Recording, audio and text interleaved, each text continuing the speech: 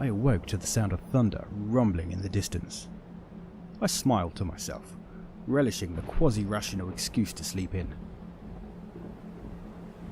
I could see light through my closed eyelids, and hear the seagulls squawking nearby. If it wasn't about to rain, I would probably encourage myself to get up and outside to do some yard work. Spring was finally managing to puncture a particularly long and snowy Maine winter. I had things to sweep and rake and plant outside, but it would have to wait for another Saturday. I stretched my legs out while cozily snuggling further under the blanket. I swept my feet across the foot of the bed, but was impeded by a firm object blocking my path. Slightly annoyed, but not at all surprised, I pushed my cat over with my foot so my tall frame could take the advantage of the full length of the bed. She reacted to this rude awakening by standing up, stretching her muscles and settling back down for more sleep. I should probably mention that sleep doesn't come easily to me, and when it's disturbed I can be pretty unpleasant. I've had a problem with insomnia for as long as I can remember, and take medicine to help me sleep. It works pretty well, and I always try to get enough sleep at night so I don't fall asleep driving and hurt someone. These current pills seem to make me more forgetful than I used to be, but I can live with that. Not being able to sleep is much worse. As I was drifting back towards unconsciousness, my ears suddenly registered a muffled noise coming from somewhere. It was a monotonous beeping, like that of an alarm clock. Knowing it wasn't mine, I lay still trying to ignore it, patiently waiting for its owner to wake up and turn it off.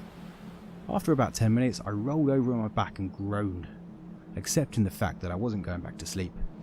So much for cozily napping with my cat during a thunderstorm. The sound was, as I was now clearly aware, coming from my neighbour's apartment above me. I lay staring at the ceiling for several more minutes, silently hating him, and finally decided to get up. I sleepily walked into the kitchen to start a pot of coffee, my bare feet quietly padding the old wood floor.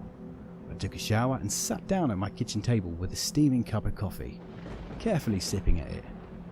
As I quietly sat, trying to finish waking up, I realised I could still hear the alarm from upstairs. I looked at the clock, 11 minutes past 10. The alarm had started at 9:30. Jesus, that guy must be capable of sleeping through anything. If the alarm is loud enough for me to hear it, it must be blasting in his ears up there. Maybe he died, I thought with a wicked smile. Or, as I continued to postulate, here's a jerk who went out of town without turning his alarm off. Probably that one. I finished my cup of coffee and stepped out of my front door, fully intending to yell at this guy if he was home. I clomped angrily up the wooden stairs leading to his front porch. When I reached the top, I could see through the window in his door that his apartment was dark inside. I peered in the window and examined the lifeless interior. I knocked and waited. No answer. I knocked again, twice, both times receiving no indication that anyone was home. I walked over to his window and, upon trying to open it, found that it slid up easily. I leaned down and called in, "Hello?" No answer. I called once more, louder. "Hello?" I listened for any sound coming from inside, but there was nothing apart from the beeps of his alarm. From my position at the window, I could see into his bedroom and that his bed was unoccupied. I debated for a moment and decided I might as well pop in and turn the alarm off. I'd come this far and the damnable thing was sitting roughly 20 unimpeded steps from me. He'll never have to know his privacy was violated, I reasoned. I opened the window as far as it would go and climbed through. I stopped and listened to make sure I wasn't about to be chased out by a frightening guy with a bat. Nope, still nobody home.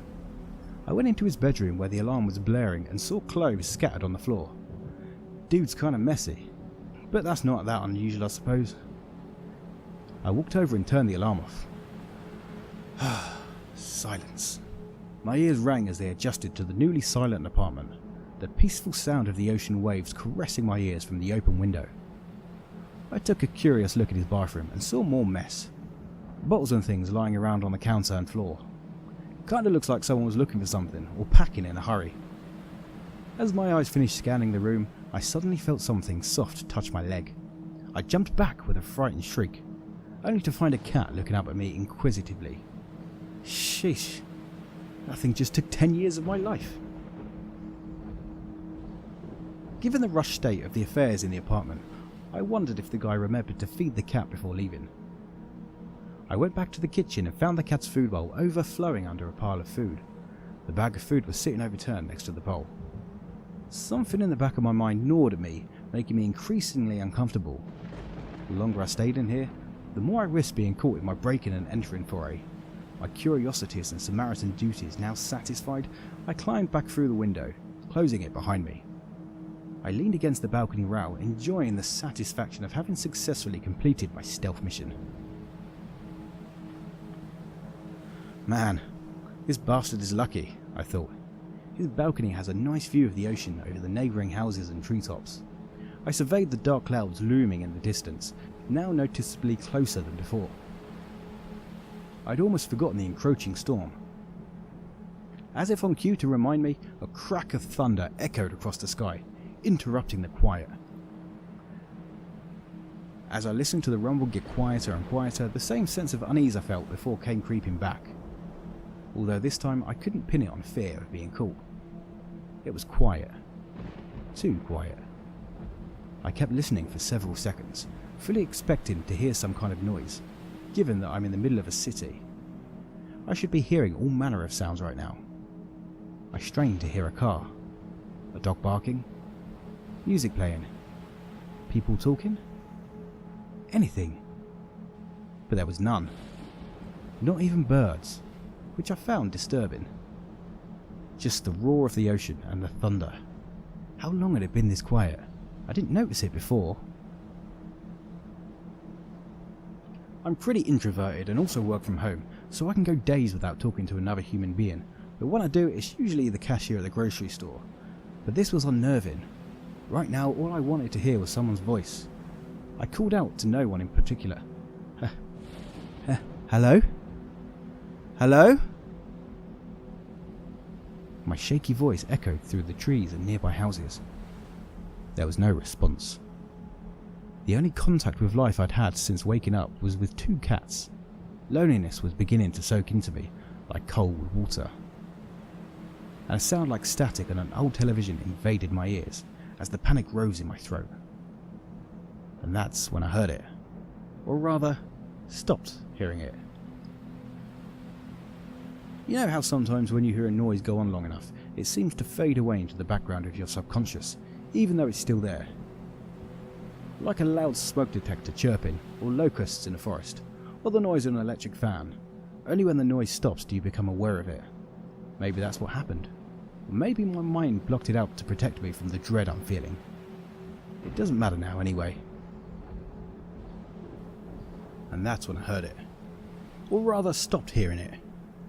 You know how sometimes when you hear a noise go on long enough, it seems to fade away into the background of your subconscious, even though it's still there.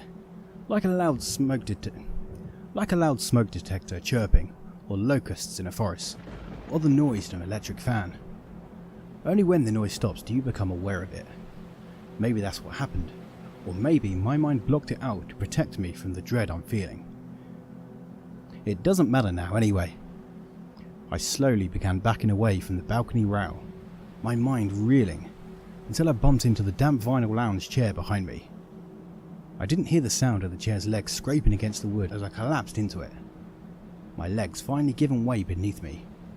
My stunned mind desperately tried to explain the noise away as something else.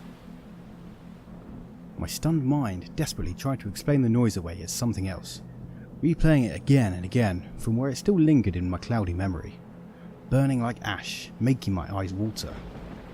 But the sound was undeniable. It was the city's emergency alarm.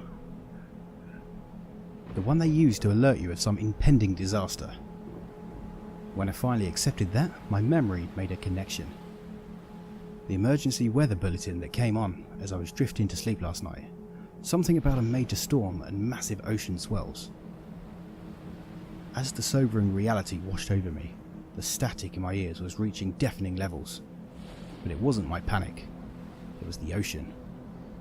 My memory quite often fails me, but usually not quite so colossally. Not with such finality. A sick feeling of regret tore at me, leaving me in my final moments with only my eternal yet fleeting remorse. and the shame at being the cause of my own demise. I slowly got up and walked over to the edge of the balcony to look in the direction of the ocean. A monstrous, unforgiving wave was colliding with my abandoned neighbourhood. My heart sank. I was alone.